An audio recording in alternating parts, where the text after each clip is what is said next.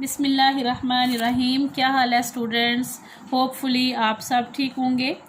आज हम जो टॉपिक है वो हम देखेंगे एक्सक्रीशन इन वर्टिब्रेट्स। अब वर्टिब्रेट्स के अंदर जो एक्सक्रीशन है उसको स्टार्ट करने से पहले मैं आप लोगों को ये बता देना चाहती हूँ कि आपने इनवर्टिब्रेट्स में अर्थवर्म के बारे में पढ़ा था, जिसमें हमने पढ़ा था मेटानेफ्रिडियम।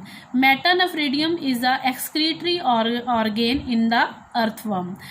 अब जब साइंटिस्ट ने स्टडी किया तो उन्हें वर्टिब्रेट्स के अंदर भी एक ऐसा ऑर्गेनिज्म है हैग फिशेस, जिनको हम कहते हैं, इनके अंदर भी उन्होंने एक्सक्रीटरी सिस्टम जो है वो मेटानेफ्रिडियम की तरह ही यानी सेगमेंटेड जो है वो स्ट्रक्चर इसके अंदर देखा।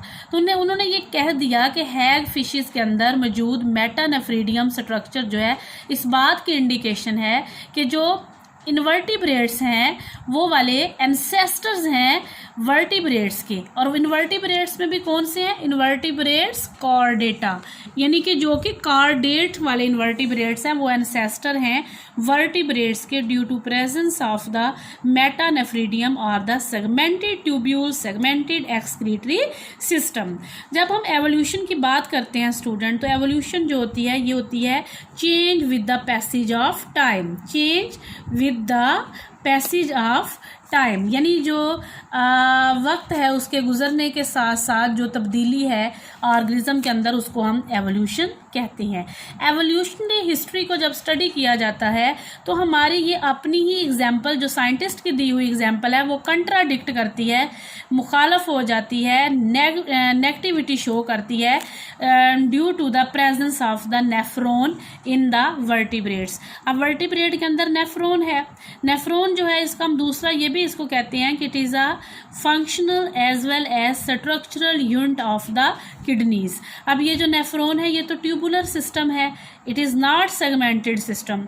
तो हम ये कह सकते हैं कि मेटानेफ्रिडियम जो है these are not ancestor of the vertebrata containing the nephron. लेकिन ऐसा नहीं है, अभी ये कंट्राडिक्टरी स्टेटमेंट है, अभी इसने आगे इस पे काम होना है, अभी मज़ीद जो हैं वो डिस्कवरीज होंगी, देन साइंटिस्ट इस जो एक प्रोसेस है इसको सॉल्व करने में कामयाब होंगे।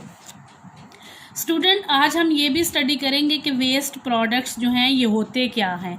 वेस्ट प्रोडक्ट्स जो हैं ऐसे प्रोडक्ट्स होते हैं जो सस्टेन्ड होते हैं, जो प्रोड्यूस्ड होते हैं eight a very basic level, at a primary level from the metabolites, from the metabolic wastes. तो हम इसको कह सकते हैं कि ये वेस्ट प्रोडक्ट्स हैं।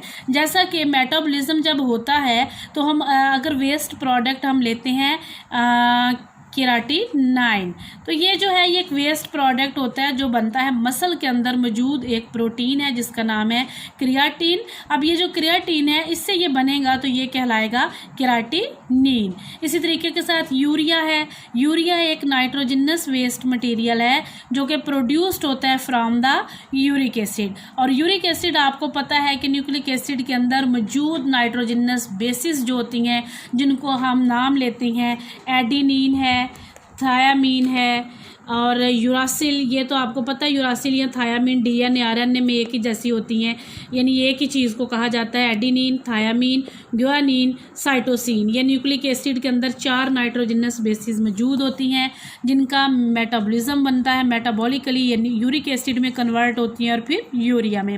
स्टूडेंट्स, इसी तरीके के साथ हमारा जो ब्लड सिस्टम है और हमारी जो हार्मोन्स हैं, जो एंडोक्राइन सिस्टम है, उसमें हम देखते हैं कि एक प्रोटीन पाई जाती है जिसको हम कहते हैं हीमोग्लोबिन। हीमोग्लोबिन के टूटने की वजह से, मेटाबॉलिकली ब्रेकडाउन होने की वजह से हमें जो वेस्ट प्रोडक्ट मिलता है वो है बिलीरुबिन्स। अब ये बिलीरुबिन्स जो हैं, यूरिया जो है, यूरिक एसिड जो है, केराटिनिन जो है, these are the waste products which are sustained, which are produced, which are created at a very very primary level of the metabolically substances. यानी इसका मेटाबॉलिज्म हुआ, मेटाबॉलिकली ये प्रोड्यूस्ड हुए और ये क्या कहलाए? Waste products. स्टूडेंट, आज हमने इतना ही स्टडी किया है। कल इंशाल्लाह हम एक्सक्रीशन जो है उसके अंदर लीवर के अंदर पढ़ेंगे और इसके बाद जो है हम excretory system in human study करेंगे। Thank you.